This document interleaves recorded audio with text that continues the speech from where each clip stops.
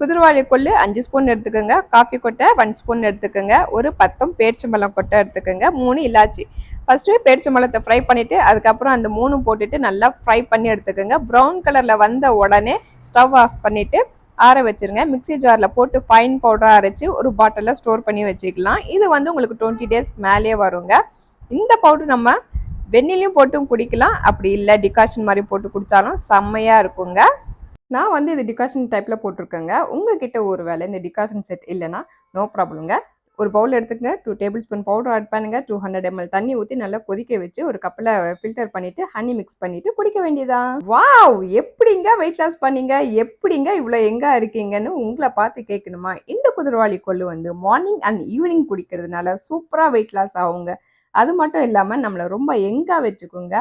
கண்டிப்பாக உங்கள் டயட்டில் வெயிட் லாஸ் பண்ணணும்னு நினைக்கிறவங்க வந்து இந்த ட்ரிங்க் குடிச்சு பாருங்க, சூப்பர் ரிசல்ட் கிடைக்கும் உங்களுக்கு.